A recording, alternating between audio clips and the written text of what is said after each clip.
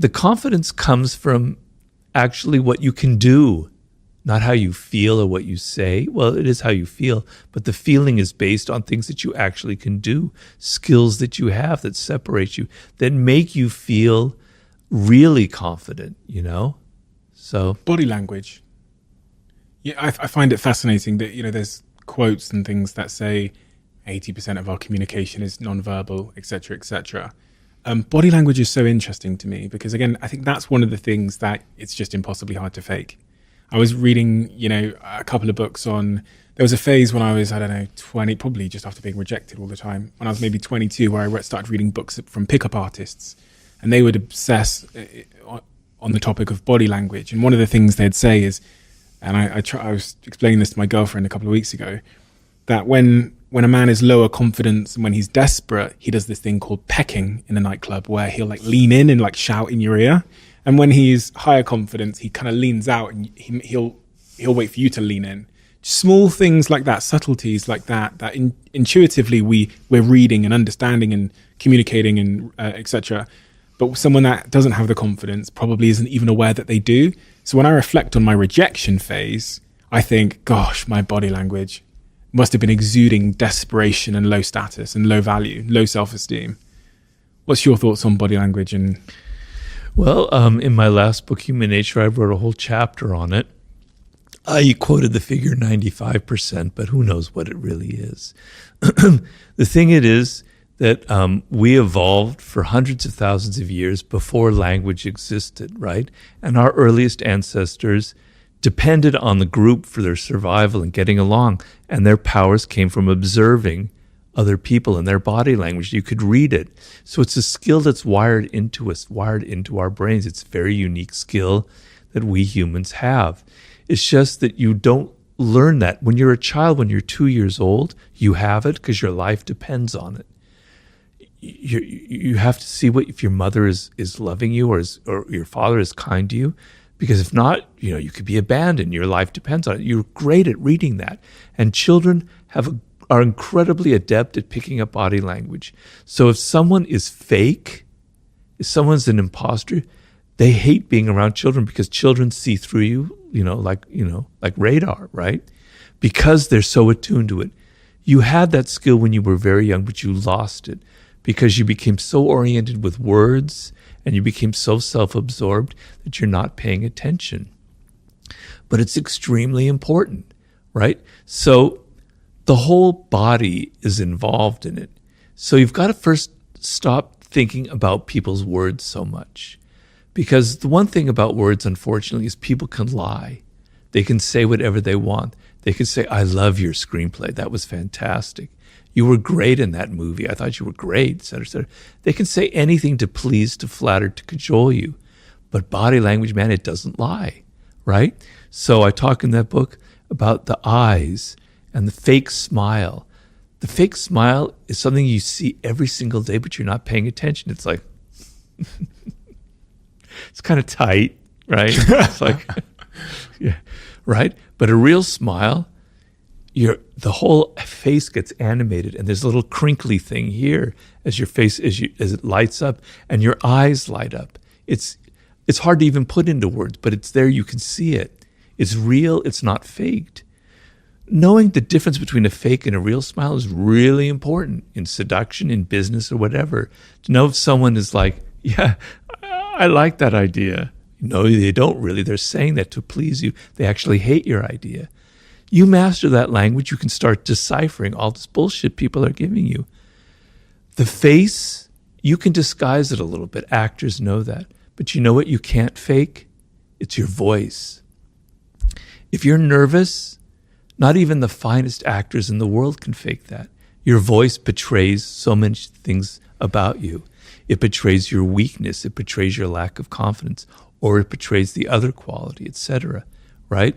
So pay really attention to the tone of people's voices, to how fast they talk. People who talk fast are very nervous. Someone who's talks, I know I'm probably talking a little too fast here, sorry.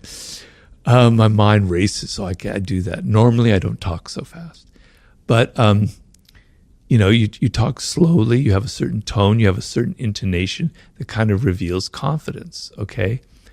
Body language, posture. You were talking about pecking, right? When you go and look at a meeting of people in a business meeting, you'll see all the employees kind of leaning forward, nervous, and you'll see the boss kind of leaning back, arms crossed like this, I'm the powerful one. You come to me. I'm the leader. I'm the top dog, or she. It's a woman. I don't need to be like this. I'm like this. Body language reveals a lot about leadership qualities, et cetera, et cetera, et cetera. If you're at a party and you come up to someone that you're meeting for the first time and they're talking to you and you notice that their feet are angling away from you, that means that they're not really interested. They're looking for any moment to try and walk away and escape. They're not really into you. Whereas their feet are facing you, they're engaged, they want to talk to you, right? This is a whole art you can learn. You can sit there and you can read it. And I give the story in Laws of Human Nature of a man named Milton Erickson, the founder of NLP and hypnotherapy, probably one of the most brilliant psychologists who ever lived. When Milton Erickson was 19 years old or so, he had polio. He nearly died. His entire body was paralyzed. The only thing he could move, the only muscle he could move were his eyeballs. Now imagine that. He was a young man with a very active mind. He can't talk, he can't do anything. All he can do is move his eyeballs a little bit. He was so bored. Can you imagine how bored you'd be like that? You can't read, you can't do anything.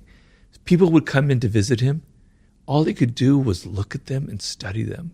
He became the greatest reader of body language ever in the history of mankind. People said he was almost had ESP. He could read everything about who they were just by looking, because he ended up recovering. He became a psychologist. Because his life depended on developing this skill, he was going to just die from sheer boredom if he didn't learn how to read body language. He mastered that language much like somebody could master French. And it's an incredibly powerful language that I can't emphasize enough.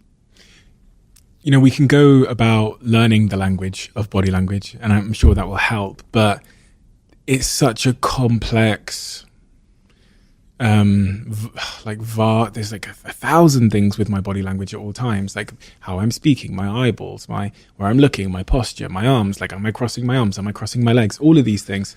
So the challenge of mastering all of that feels a little bit overwhelming.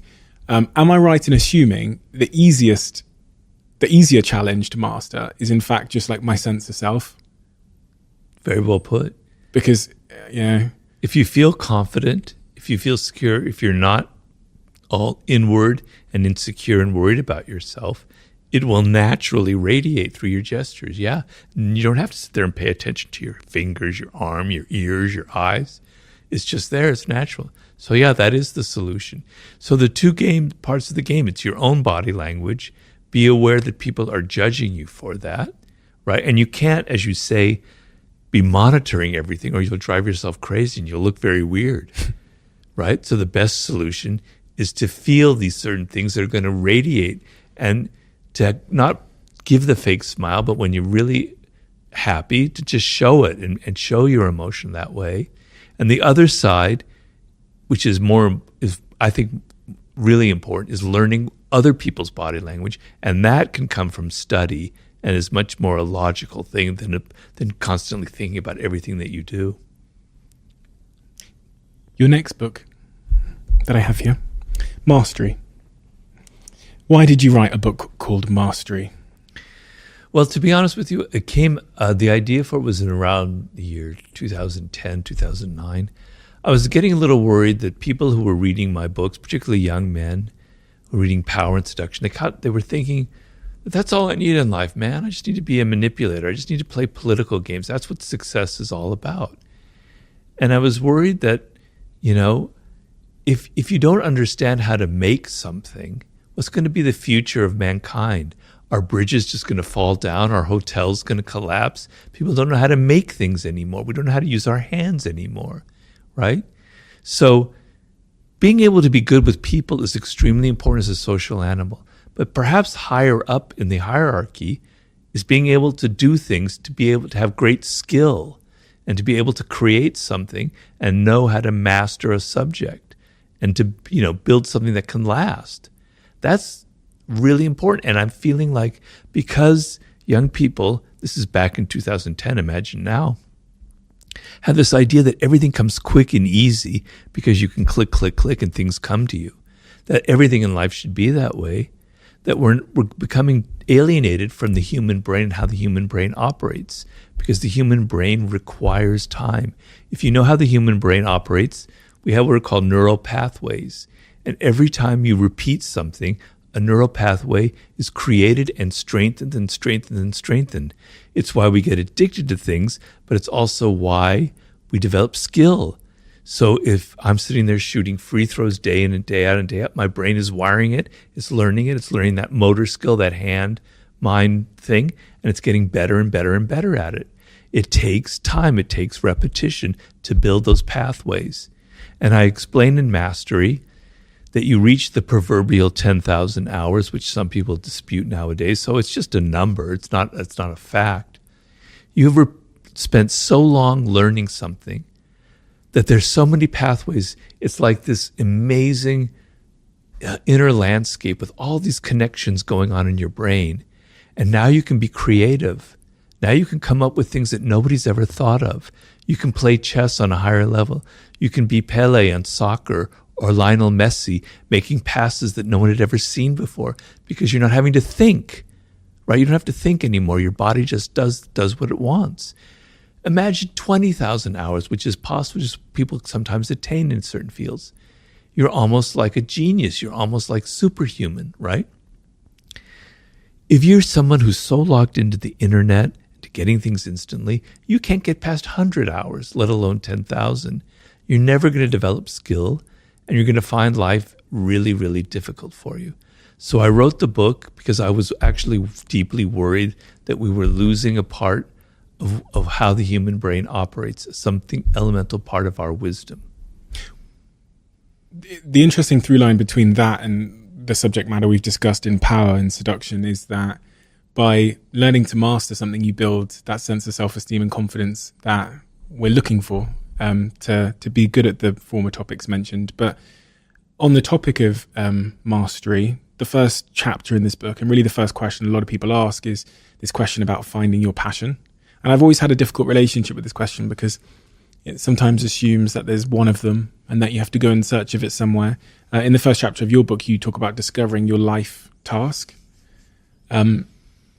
Why is it important? Is it the same thing? Is finding your passion and finding your life task the same thing? No, I just recorded this yesterday on my own podcast. I went on a rant about how it's not about passion. It's not about finding your passion. I actually don't like that word passion. It kind of makes me cringe because if you think about it, passion, to succeed at anything requires time and effort and boredom and tedium. So let's just say a simple example. You're learning to play the piano. When you first sit down at the piano, you have to play these really insipid tunes. It's so boring. You have to learn, I forget what they call it, finger exercises and scales. On any instrument, you have to learn scales, etc. It's tedious, man. If you think it's got to be passion, forget it. You're never going to get far. The thrill comes after a year of playing the piano, and you get better at it, and better, and now it starts becoming fun. Then 10 years, it's more fun. Then 20 years, it's fantastic. I'm not trying to name drop here, but the other night I had dinner with Stevie Wonder. It was the most amazing thing I ever seen. He's absolute. I wish I had interviewed him for my book. Speaking of genius, and he's blind, obviously, everybody knows. But I was watching him. He performed for us. We were there with a group of friends at his recording studio. I was watching him play the piano, and he's blind, right? And he's improvising, and it's just absolutely brilliant and amazing. And as I'm seeing this, I'm thinking I could see the thousands of hours he's been putting in, just touching these keyboards and knowing where the keys are. It was just mind blowing how amazing it was. That is the power that the human brain naturally has through hours and hours and hours of effort. That's how it works. So, he didn't get there because it was passion. He got there because he was a child prodigy. At the age of 11, he was signed to a contract with Motown Records, right? he was playing that as he was a kid, hour after hour after hour after hour. He had a love for the piano, but it wasn't like every time he sat down, it had to be passionate about it. He had the patience to put up with all of the boring stuff, okay? So you want to discover what you were meant to, what you have a connection to, what you have a love for, right? When you're a child, hopefully, or when you're 18 or 19 or 20, that's the best time to discover it, all right? You decide, and it doesn't have to be something highfalutin or worth, like intellectual. You could be great with your hands. You could be great with your body. You could be great with images and visuals. You could be great with words. You could be great in many different areas, okay? They're all equal. They're all great. You as a child are naturally, so there's a book I always recommend for people called The 5 Frames of Mind by Howard Gardner, in which he talks about the 5 forms of intelligence that humans have. Each brain by genetically is wired in one direction or the other. You want to know that, you want to feel it inside of you. It's like a feeling. It's not an intellectual thing. You feel when you're doing sports that it's good. It's a natural thing. It's what I'm meant for. When you're involved with words like I was when I was 8 years old, it felt right. It felt like a natural fit. I have to follow this path. When you're 3 or 4 years old and it's music like Stevie Wonder and you're hearing this in your head, wow, that's it for me, right? Okay? You feel it. You feel this connection. All right, now you fast forward to when you're 18 or 19 years old and you're having to make a career choice. Okay, so I call that your 20s, the most important phase of your life. That's going to make or break you in some way. If you spend your 20s trying to learn skill in something that it connects to you deeply, right? Then things are going to happen to you by the time you reach 30. You've discovered your life's task. It may not be something so specific. For me, it was writing and words, but I didn't know what to write. I tried novels, I tried journalism, I tried theater, I tried screenwriting. But you know what? It gives you a direction, and you try and you try and try. And you know that's what you were meant for. That's what you were destined for. You feel connected to it. You feel a love for it. And so when it comes time to do the tedious stuff, you're able to do it because you know in the end it'll pay rewards. You'll get better and better at it. And the connection is so deep that to not do it would be miserable. So you can't think of everything in life having to be pleasurable and having to be passionate. There's going to be boredom. There's going to be tedium. How do I deal with it? You have to feel a greater love than just mere pleasure or passion. It's got to be something so deep within you that to not do it will make you deeply unhappy. For me, not to write or be a writer, I don't think I'd be alive right now. I would have been so miserable. I would have been so alienated from who I am. So that's what will get you through. That's what a life's task is. When you think about that, in the book you talk about the first phase, which is, your apprenticeship on your journey to mastery. When you're in that apprenticeship phase, when you're maybe early in your career, you're early on your journey to becoming the pianist, the violinist, the podcaster, the entrepreneur, whatever. What are the most important things to be selecting for as it relates to the job you take, the people you're around, that kind of thing? Like if there's a 23-year-old listening to this that is an apprentice at a floristry shop making bouquets of flower, and they're being offered 5 different jobs in the industry of floristry, which one should they be looking at if they're in the early steps of their apprenticeship? Very easy question to answer. Thank you. You want to look for the job that offers you the most possibilities of learning. So if you're going to go to a florist shop where there's only one other person there, it's like an entrepreneur who started it, and you're going to be like their right-hand man or woman, and you're going to learn, and the pay is half of what you could get at this very fancy. You could be working at the shop at some department store where they'd pay you triple.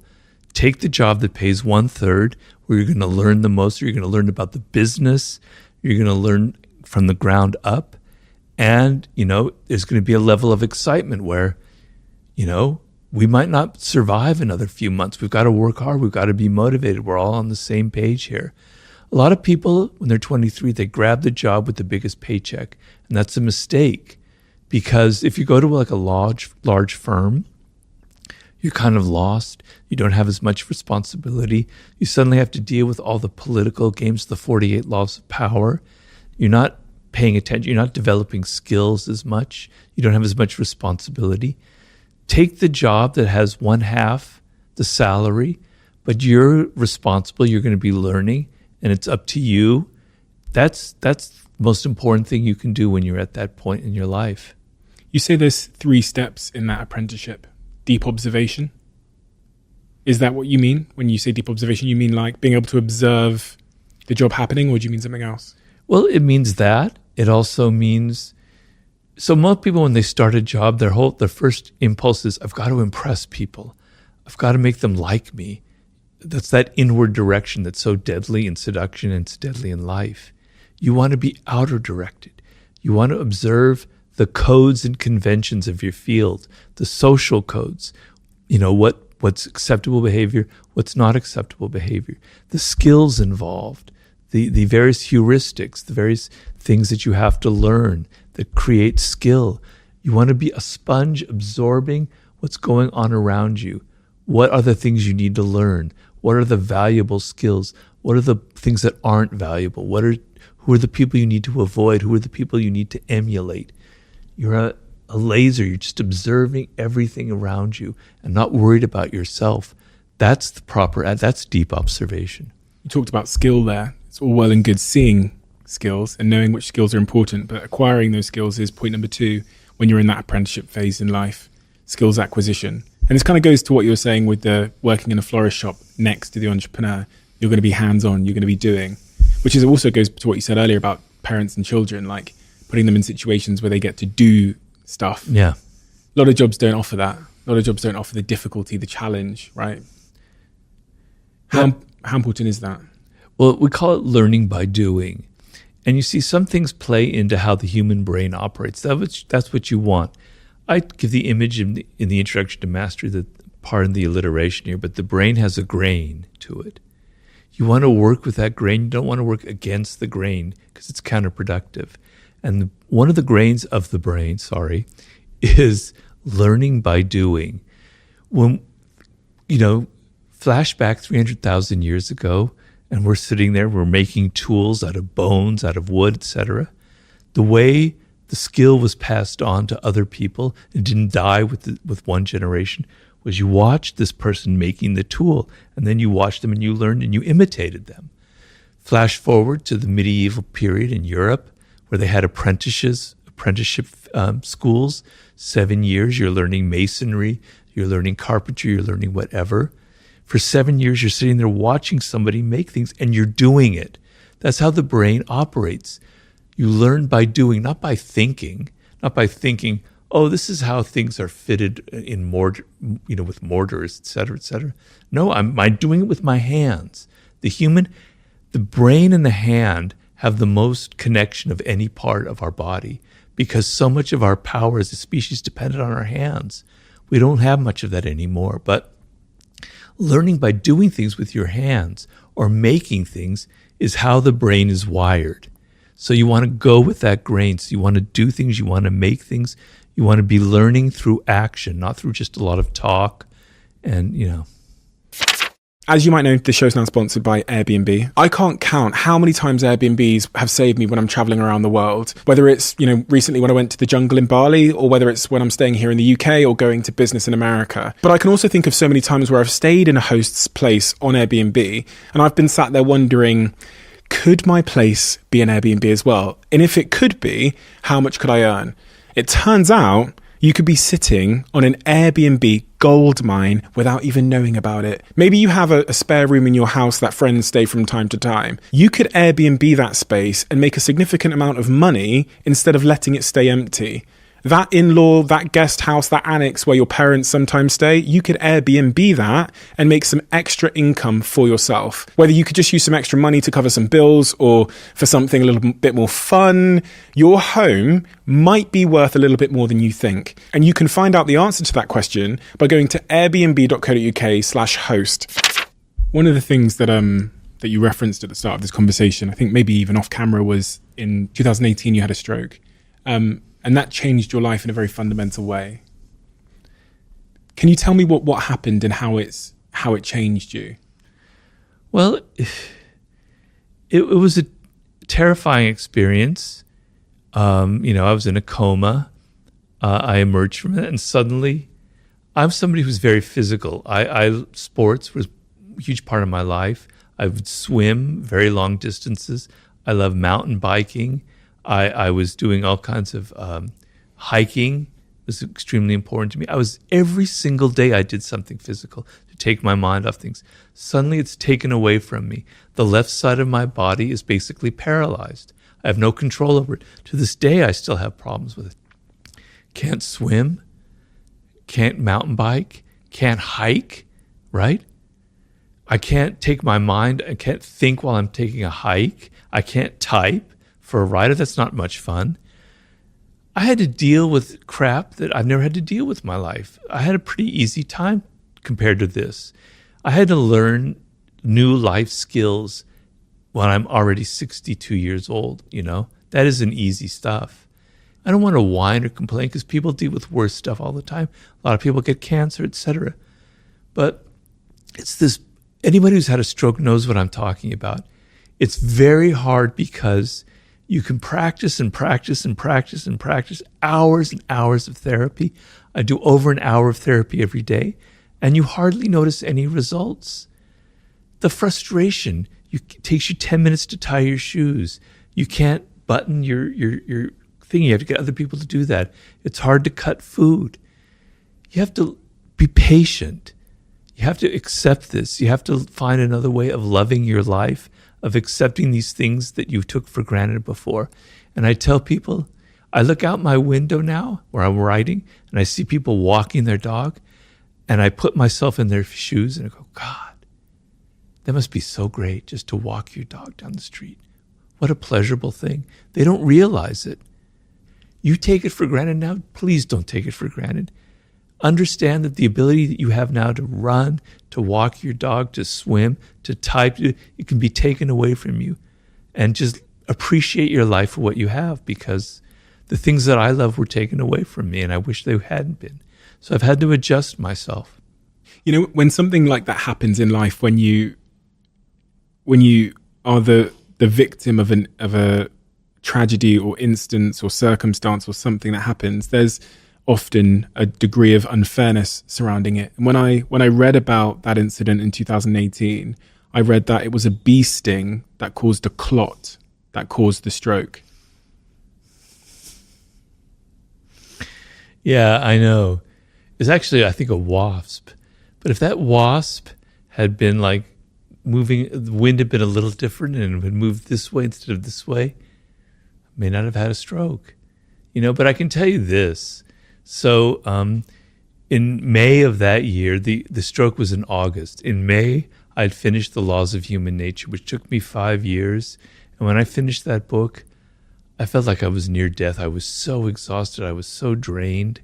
My wife was really worried about me because I just looked really haggard. Slowly, I kind of recovered. But then in July, I went to New York and I forgot my blood pressure medication that I'd take. So my blood pressure was starting to rise. And then I came back to LA and I walked in this park and the wasp stung me here. And my whole chest turned red and it was like the most unbearable feeling. So I went to the hospital. They gave me this drug called prednisone to relieve the itching. Prednisone increases your blood pressure. And so when I ended up having the stroke, the blood clot, it was right where the wasp sting was. So the neurologist said, probably all this cholesterol was released from that from that wasp sting here, and that's where the blood clot occurred, okay? But there were all these other circumstances that kind of led to it, a kind of a perfect storm. And maybe if I hadn't had that wasp sting, it would have happened 4 months later under different circumstances, and I would have died. Because what happened was I was driving my car when I got my stroke. My wife was in the other seat. She saw something really strange going on my face. I didn't notice it. She forced me to pull over the side of the road. 90% of the time I'm alone. I'm swimming, I'm hiking, I'm driving. Could have happened 4 months from then. She wouldn't be there. I'd be dead right now. So I can't really think in terms of, oh, if that wasp had been diverted. It would be a good feeling, but it's too painful for me to imagine. I like to think of, fortunately, someone was there who saved my life, because it could have very well happened 4 months from then, because my body was worn down, and something much worse could have happened. That journey you described of having to rebuild and relearn and redesign your life, we've talked about the topic of power so much in this conversation. In that moment, it sounds like your power, to some degree, had been taken from you. You know, you learn, like, at least for me, when I looked at people differently after my stroke. I had more empathy for them. I'm normally an empathetic person, but I was looking at people who in the pandemic who got long COVID, who were having strokes or were having terrible circumstances, or when I look at people who are disabled, because I'm essentially disabled now, I understand them. And also the other thing is, when I look at people who are really poor, who are struggling in life, they feel really dependent and helpless.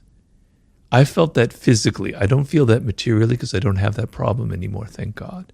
But I have more empathy. I understand it, not in an intellectual way, but in a visceral, physical way. That sensation of, I don't know where my food's coming from. I don't know what's going to happen the next day. I'm weak, I'm dependent, I'm helpless. It's miserable. I kind of understood that feeling now on a different level, on a level that affected me personally. And it's a lot different than having it affect you in an intellectual way. The phases in that journey to where you are today, the first phase after the incident, you wake up, you realize that your life has changed. What's going on in your psychology? What's going on in your mind?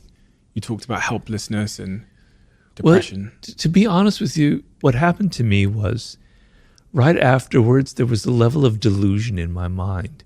I kept thinking, well, in 3 months, I'll be back at it. In 6 months, I'll be swimming. In a year, I'll be hiking again. I wasn't aware of how hard the process was. And then 6 months, 8 months, a year down the road, as I realized I was wrong, that's when the depression set in. That's when it really started hitting me. I thought I'd be back. Here I am 4 years on. I thought I'd be back to my life, but I'm not.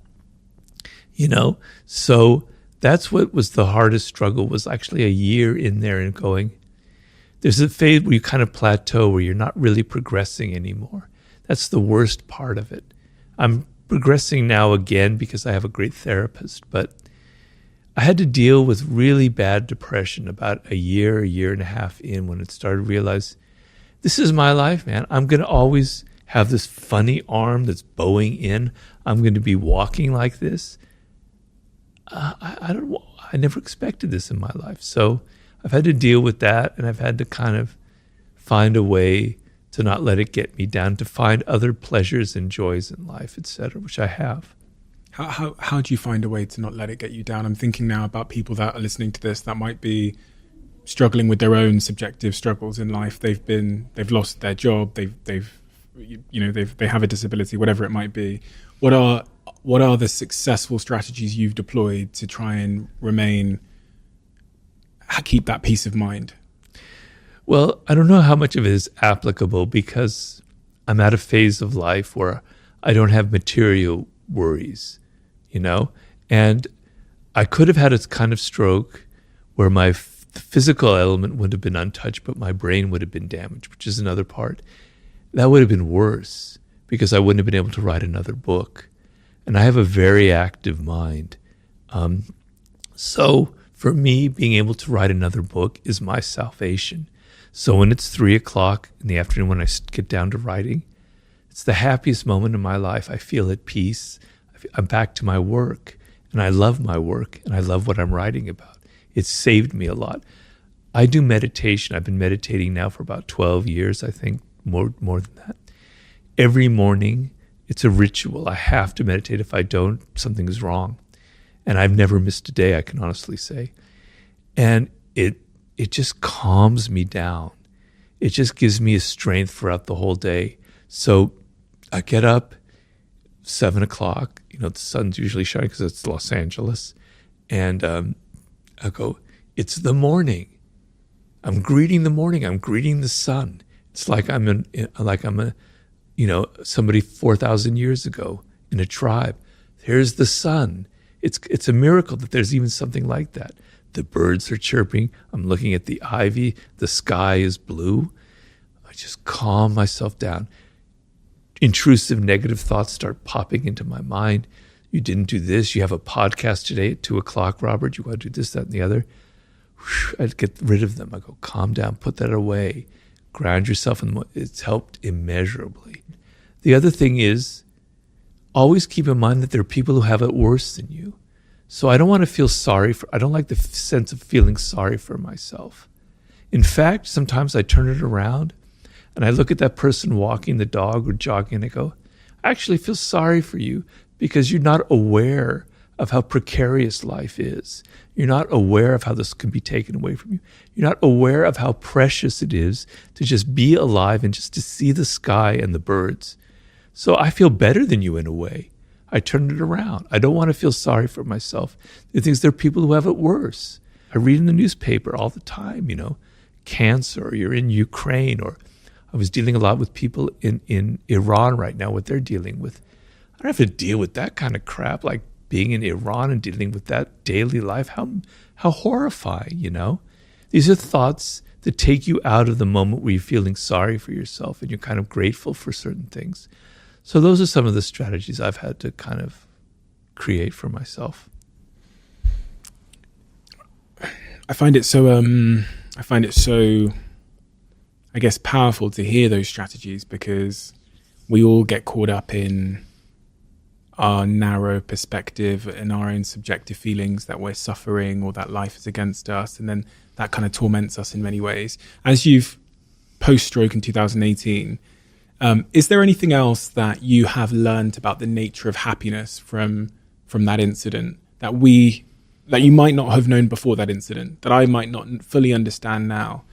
The things I heard you talk about are the importance of a sense of purpose, how perspective and gratitude are central to our feelings of happiness.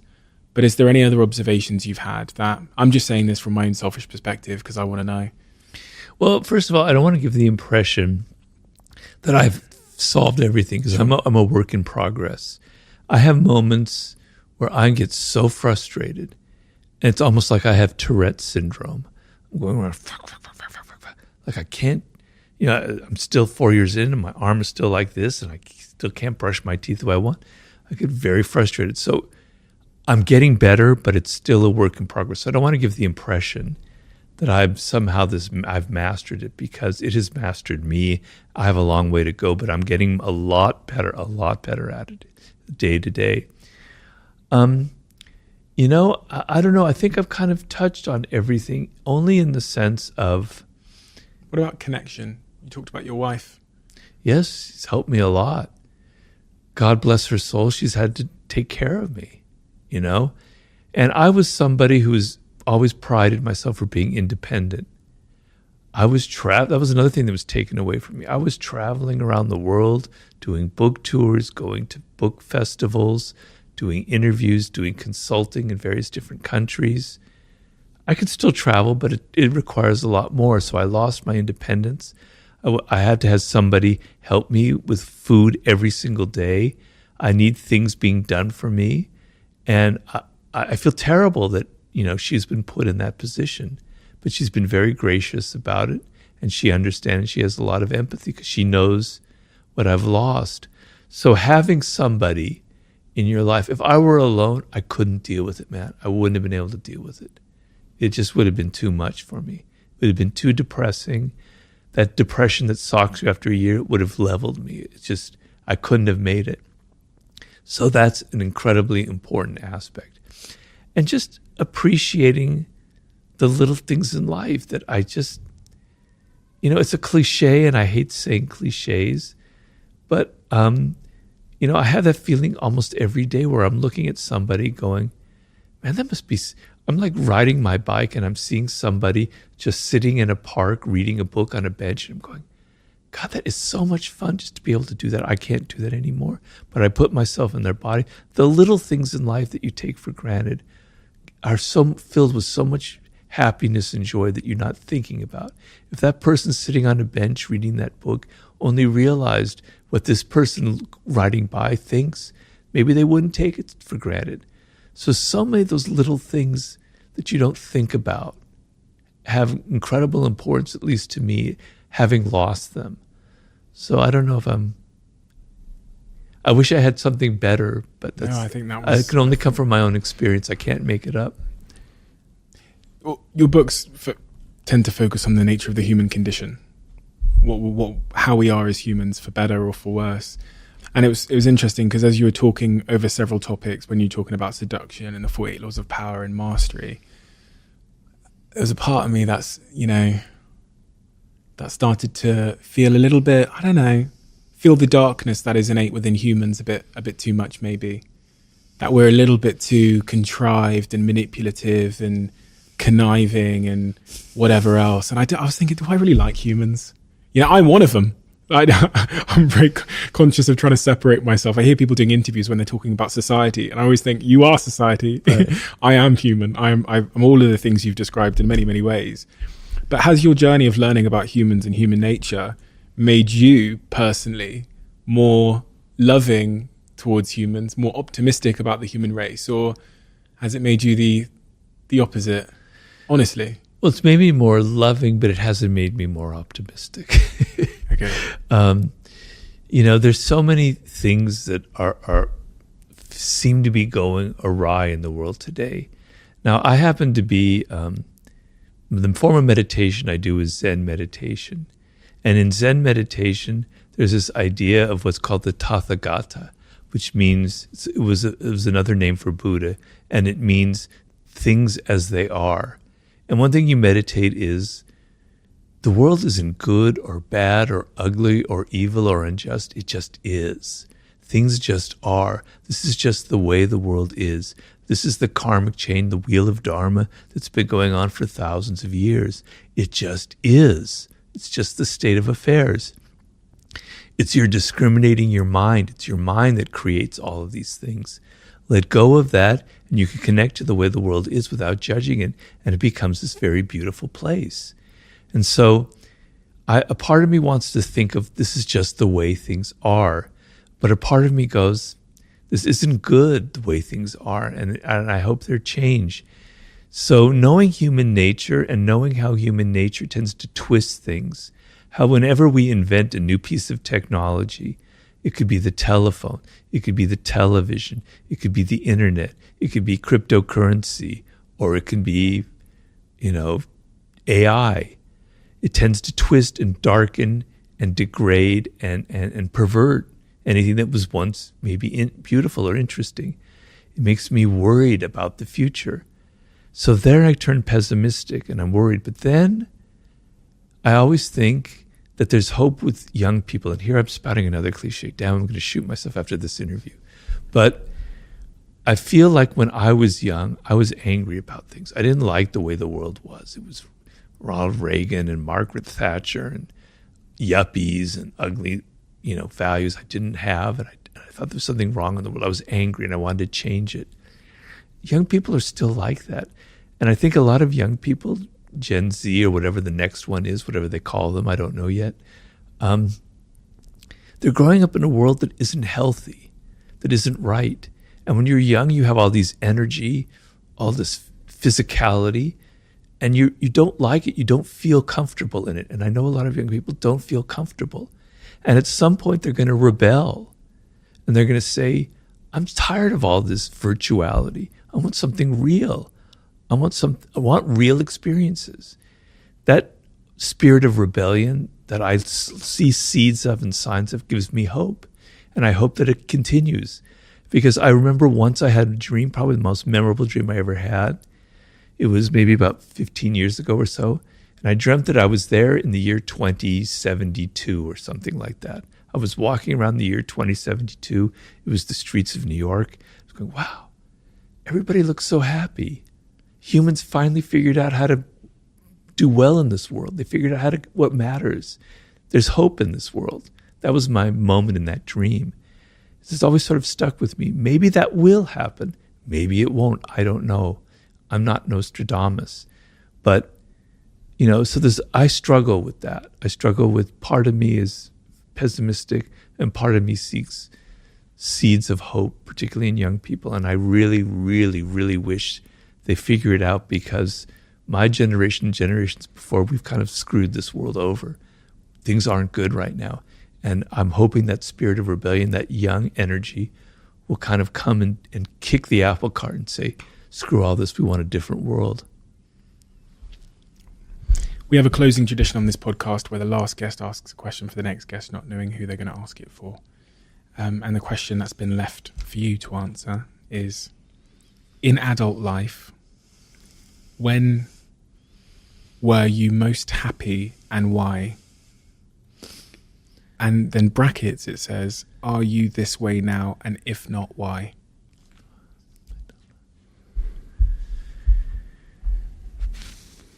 Well, I have to say the happiest moment of my life came at that turning point when I was 38 or so, and I was given the opportunity to write the 48 Laws of Power, and it came out, and my life had changed. And so the contrast from being in a small apartment, rather poor, rather desperate, where people were beginning to worry about me, and suddenly things were clicking together, and I was having fun, and I was having all these adventures, and I had a reasonable amount of money. The shift was so radical and so dramatic that it was extremely exciting, and it was almost like a drug high. It was pretty damn intoxicating. I don't have that now because it's 25 years ago, and I'm kind of still riding off of that, and the high has worn off. But I can remember in my body how depressed I was, and that feeling, and I never lose it. I'm very grateful for what I have, because I know it could have turned out very differently. So I still feel that initial happiness, because I know if you have success when you're 24, you're not ready for it. You don't realize how evanescent it could be, how it can disappear, and how important it is. I never had that because I struggled for so long, and so many bad jobs. So the happiness, the euphoria isn't the same. It's not the same intensity. But I'm still riding on that wave because I know where I was before it happened. And it's been an amazing journey. My wife, who's been there for it with it, goes, can you believe that you were having dinner with Stevie Wonder? When you were 12 years old, you told me, Robert, that was the first album you ever bought, was Inner Visions. And what would you have told yourself when you were 12 years old that this was what's happening? I go, whoa, I would have flipped out. It's been an amazing journey. I can't complain. My whining complaint card was taken away from me in 1998 when I published that book. And so I'm still feeling the last vestiges of that euphoria from back then. Robert, thank you. Thank you so much. I've been a tremendous fan of your work for what feels like forever in my life, and your wisdom, your willingness to confront difficult subject matter that a lot of people would avoid, because there is darkness enlaced in a lot of the subject matter that you've written about in some of your books. But it's very human, important, as you say, objectively neutral darkness that just is. And for you to confront that over and over again in your work it makes it some of the most important work I think anyone could do, because it's the work that a lot of us avoid. But your vulnerability and openness today as well have been like a shot at my arse in terms of gratitude and the importance of perception as it relates to our happiness and our sense of self. So thank you so much. I've really enjoyed this conversation more than I could express in words. Thank you so much, Stephen. It was a great interview. I was telling Jemima that I've done thousands of these podcasts, and I can tell, I've done my 10,000 hours, I can tell a great interviewer from a mediocre interviewer, and you were in that elite category. Oh, wow. Because you ask really great questions, and you're a great listener, and it's been really fun. So thank you so much. I appreciate the opportunity. It means a lot to me. Thank you, Robert. Okay. You're welcome. Quick one, as you guys know, we're lucky enough to have Blue Jeans as a sponsor and supporter of this podcast. For anyone that doesn't know, Blue Jeans is an online video conferencing tool that allows you to have slick, fast, good, quality online meetings without any of those glitches that you'd normally find with other meeting online providers. You know the ones I'm talking about. And they have a new feature called Blue Jeans Basic, which I wanted to tell you about. Blue Jeans Basic is essentially a free version of their top quality video conferencing. And that means that you get immersive video experiences. You get that super high quality, super easy and zero fuss experience. And apart from zero time limits on meetings and calls, it also comes with high fidelity audio and video, including Dolby Voice. They also have expertise grade security, so you can collaborate with confidence. It's so smooth that it's quite literally changed the game for myself and my team without compromising quality at all. So if you'd like to check them out, search bluejeans.com and let me know how you get on. Over the last couple of, maybe 4 months, I've been changing my diet, shall I say. Many of you have really been paying attention to this podcast